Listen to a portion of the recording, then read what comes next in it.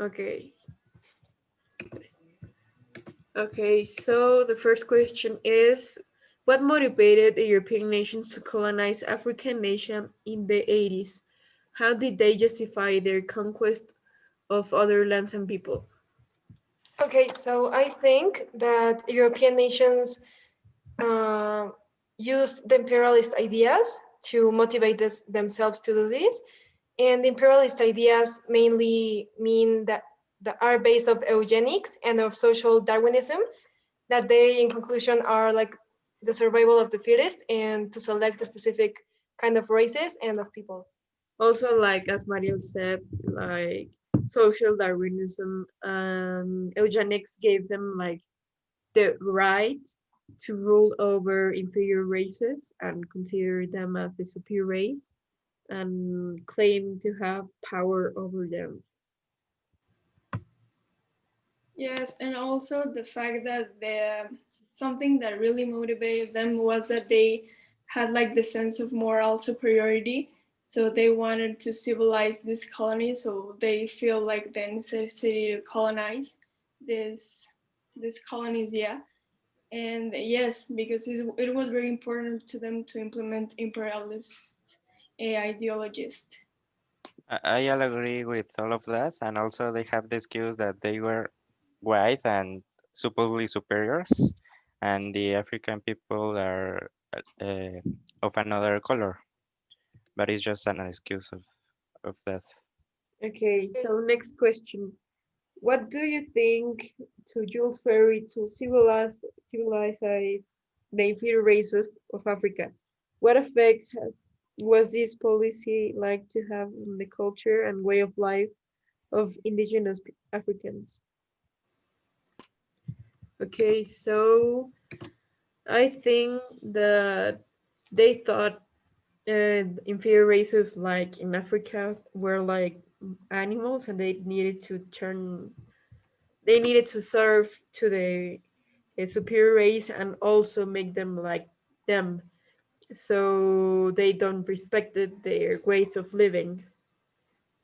No, not exactly like animals, but less educated, supposedly. Well, like inferior. Yeah. Any other reportation? Okay, no, next question. No, Okay, okay, yes. es- tenemos que hablar. Yes. Okay, and I think that Jules Ferry saw the people like animals and like not human beings because he only thought like in himself and in money, and he never thought of the other people and what the consequences could be on them. And I think the consequences on the people could be that they can lose their culture and all the liberty they can get. And yes. Yes, and also like in the side of what happened to the culture and the way of life of indigenous Africans, it was like that they were super exploded and all their work was for the benefit of them. So yeah, that's what happened because they were like an inferior race. Okay, va. Okay, dame dos. Eh, okay, okay. Okay, the third question is Dubois writes, thus the world began to invest in color prejudice. The color line began to pay dividends. What does he mean by invest? In what sense was color prejudice an investment for imperialists? I think that it was an investment because all of the imperialists were looking for ways to make money. And in this case, they didn't have to make anything. They just had to take the land from the people and they were going to get money from the people, from the owners of them working. So I think it's an investment.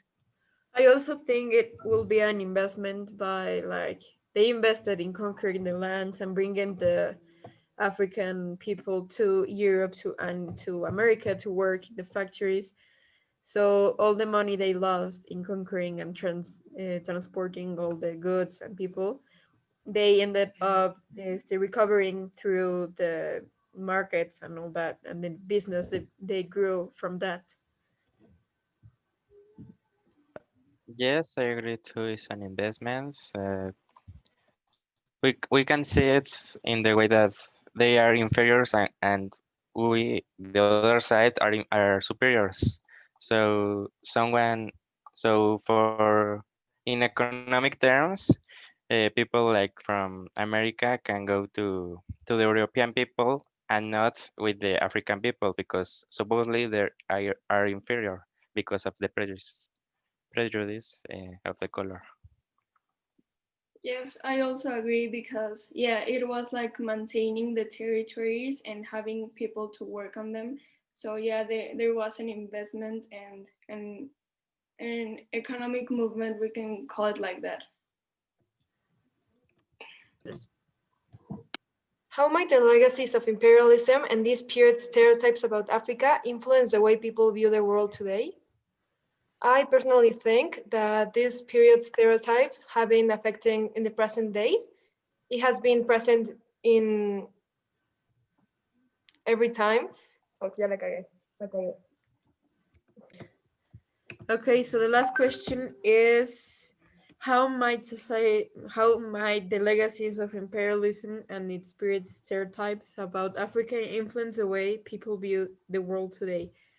So I think we can take an idea from Black Lives Matter movement that like black lives are still in danger and some way considered, well, like being stereotyped as um, animals and as an inferior race. So yeah, it's still a thing nowadays. Yeah, I agree with Anapau because in all the last decade, we can see in Martin Luther King, in Rosa Parks, and as Anapau said, in Black Lives Matter, it has been present all the racism of that time.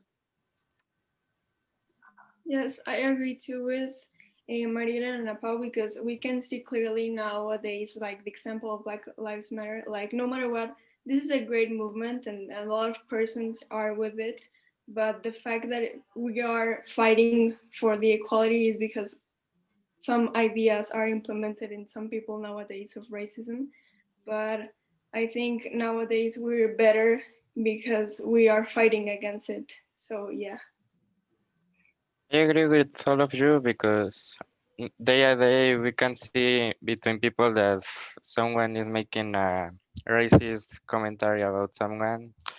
But the good thing is that we are trying to fight.